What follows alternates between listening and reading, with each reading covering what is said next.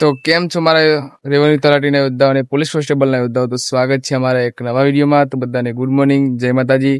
તો આજે આપણે 100 દિવસ રણનીતિનો દિવસ છે, આજે 36મો.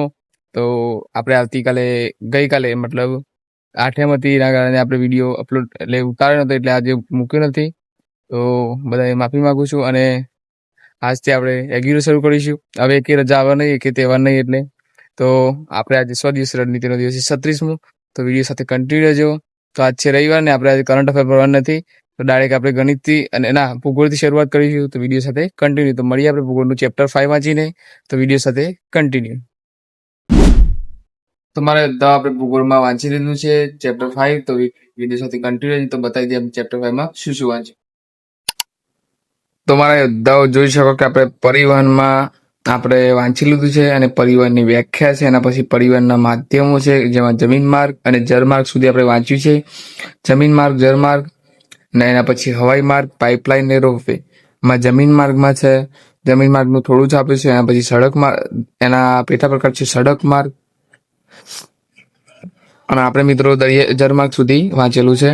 એના પછી વિશ્વના મુખ્ય સડક માર્ગો વિશે છે, પછી ભારતના સડક માર્ગો છે, રાષ્ટ્રીય ધોરીમાર્ગ છે, રાજ્ય ધોરીમાર્ગ છે, જિલ્લા ધોરીમાર્ગ, એમ કરીને ઘણા બધા ધોરીમાર્ગો છે. સડકોની લંબાઈ 79,116 કિલોમીટર છે, અને જ્યારે ધોરીમાર્ગોની સંખ્યા 953 છે. તો આ મિત્રો આપણે શું કહેવાય, સ્વર્ણિમ ચતુર્ભુજ એક્સપ્રેસના માર્ગો આપેલા છે, અને એના મેપ આપેલો છે આ બાજુ. આમાંથી ઘણા બધા પ્રશ્નો પૂછાતા હોય છે. 8 પ્રકારના ધોરીમાર્ગ આવે છે રાષ્ટ્રીય. પછી મિત્રો રેલ માર્ગો આપણે આવતીકાલે જોઈશું. તો જોઈ શકો મિત્રો, રેલ માર્ગ પણ જોઈ લીધો છે આપણે. તમને બતાવી દો, ચલો. રેલ માર્ગ પણ જોયો છે. એના પછી ભારતીય રેલ માર્ગ છે. આ પણ ઘણું બધી વખતે પરીક્ષામાં પૂછાતું હોય છે. તો આટલે સુધી કરેલું છે. તો મારા યોદ્ધા આપણે આટલે સુધી કરેલું છે. તો મળીએ હવે ગણિતમાં નફોખોટનું લેક્ચર એટેમ્પ કરીને. તો વિડીયો સાથે કન્ટિન્યુ.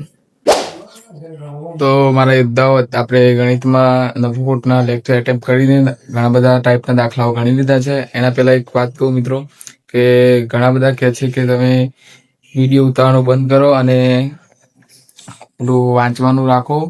તો આપણે મિત્રો કે વાંચવાનું રાખીએ જ છીએ, અને પછી આપણે વિડીયો ઉતારીએ છીએ. કે આપણે જેટલું પૂરતું દિવસભરનું હોય એટલું વાંચી લઈએ છીએ, પછી આપણે વિડીયો ઉતારતા હોઈએ છીએ.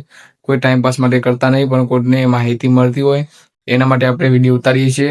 તો ચલો મળીએ આપણે ગણિતમાં જે તમને દાખલાઓ ગણે છે એ બતાવી દઈએ. તો વિડીયો સાથે કન્ટિન્યુ. તો મારા એકદમ જોઈ શકો કે નફોખોટમાં આપણે ખરીદ કિંમત એટલે મૂળ કિંમતની વ્યાખ્યા છે, પડતર કિંમતની. એના પછી વેચાણ કિંમત, એનો નફો કેવી રીતે શોધવો, એને ટકાવારીમાં કેવી રીતે શોધવું, એ પણ માહિતી છે મિત્રો. એના પછી ખોટ કેવી રીતે શોધવી, ખોટ કોને કહેવાય, અને ખોટની ટકાવારી કેવી રીતે શોધવી એ પણ છે. અંકિત કિંમત, છાપેલી કિંમત વિશે માહિતી છે. પછી જ્યારે વળતર કે જે છૂટ આપવામાં આવે છે, ડિસ્કાઉન્ટ આપવામાં આવે છે, એની માહિતી છે. અને ક્રમિક વળતર આવે તો પણ શું કરવું એ પણ માહિતી છે મિત્રો. તો જોઈ શકો મિત્રો, પરીક્ષામાં પૂછાયેલા પ્રશ્નો છે મિત્રો. તમને બતાવી દઉં, બધા આપણે ગણિતમાં ગણેલા છે. જોઈ શકો મિત્રો, બધા નફોખોટના દાખલાઓ પરીક્ષામાં પૂછાયેલા છે.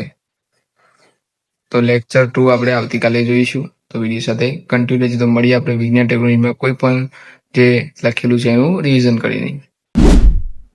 તો મારા એકદમ આપણે વિજ્ઞાન ટેકનોલોજીમાં આપણે જે જીએસએલવી અને પીએસએલવી છે, તમામ લોન્ચ પ્રકારના વ્હીકલની વિશે માહિતી મેળવી લીધી છે. વિડીયો સાથે કન્ટિન્યુ. તો જોઈ લઈએ આપણે તમામ પ્રકારના લોન્ચ વ્હીકલ.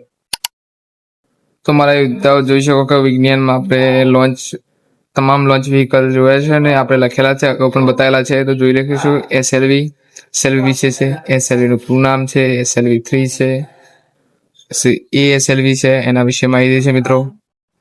જોઈ શકો મિત્રો. એના પછી પીએસએલવી છે,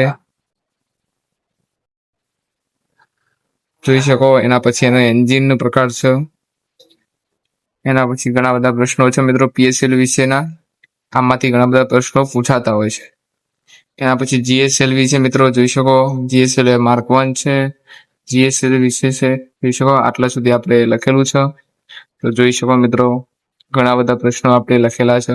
તો આટલે આપણે લોન્ચ વ્હીકલ વિશે માહિતી મેળવી છે. તો વિડીયો સાથે કન્ટિન્યુ રહેજો. તો મળીએ આપણે ઇતિહાસના જે મેન્સના ક્વેશ્ચનો બાકી છે પૂરા કરીને.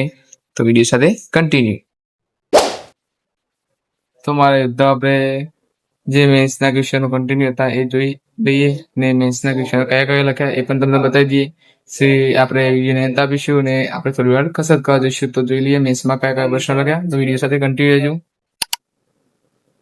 તો મારા યોદ્ધાઓ જોઈ શકો કે આપણે અગાઉ 24મો પ્રશ્ન સુધી વાત જોઈ હતી, આપણે વાત કરી હતી અને 25મો પ્રશ્નથી બાકી હતો. તો એ પ્રશ્ન છે કે હડપ્પા અને કાલીબંગનમાં જોવા મળતી વિશેષતાઓ. એમાં જે વિશેષતાઓ છે હડપ્પાની લખવાની અને આ બાજુ આપણે કાલીબંગનને અહીંયાથી લખી છો. એના પછીનો પ્રશ્ન મિત્રો, હડપ્પા સભ્યતામાંથી મળી આવેલી મૂર્તિઓની માહિતી છે. જે મૂર્તિઓની વિશેષતાઓ લખવાની છે એના વિશેનો પ્રશ્ન છે. પછી હડપ્પા સભ્યતાનો અંત કઈ રીતે આવ્યો એની વિશે માહિતી છે મિત્રો. એના પછી મિત્રો એક પ્રશ્ન આપણે 5 માર્ક્સનો લખ્યો છે અને બાકીના 5 માર્ક્સનો પ્રશ્ન આવતીકાલે જોઈશું. તો એમાંથી એક પ્રશ્ન છે મોહેન્જો-દડો અને ધોળાવીરામાં જોવા મળતી વિશેષતાઓ. આપણે આટલું મોહેન્જો-દડો વિશે લખ્યું છે અને ધોળાવીરા આટલા વિશે લખ્યું છે. અને આવતીકાલે આપણે અહીંથી ચાલુ કરીશું. હડપ્પા સભ્યતામાં કઈ રીતે ઉદ્ભવ પામી, હડપ્પા સભ્યતા કઈ રીતે ઉદ્ભવ પામી. તો વિડીયો સાથે કન્ટિન્યુ. તો મારા યોદ્ધાઓ બહાર વરસાદ પડે છે એટલે આપણે અત્યારે કસરત કરવા જતા નહીં. તમને ઇતિહાસમાં પ્રશ્નો બતાવ્યા. તો થોડી વાર પછી જઈએ છીએ ચા બા પીને આપણે ઉપર કસરત કરવા. તો વિડીયો સાથે કન્ટિન્યુ.